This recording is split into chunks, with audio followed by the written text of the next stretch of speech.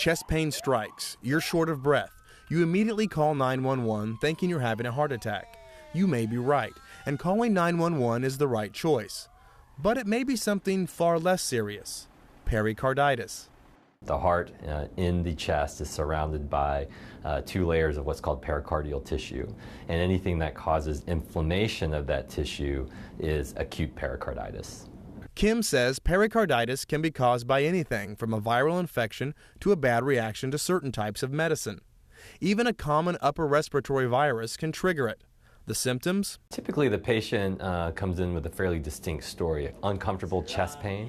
It can be very positional in nature, meaning when the patient is lying flat, the pain is worse. Sometimes they get relief leaning forward. Treatment options, Kim says, depend on the cause.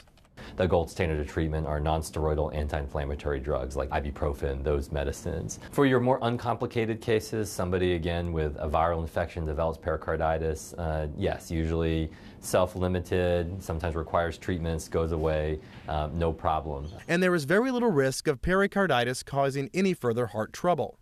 Pericarditis by itself is not a risk factor for atherosclerosis or heart attacks in the traditional sense. The condition is most common in men ages 20 to 50, but can happen to just about anyone.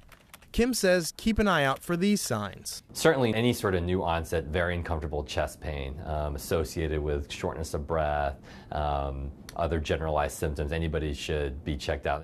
But he says you're more likely to think you're having a heart attack, so get to a hospital immediately. The EKG of acute pericarditis can mimic actually a massive heart attack. So anytime you have these symptoms, it's imperative that you get checked out. Adam McCoy, CNN.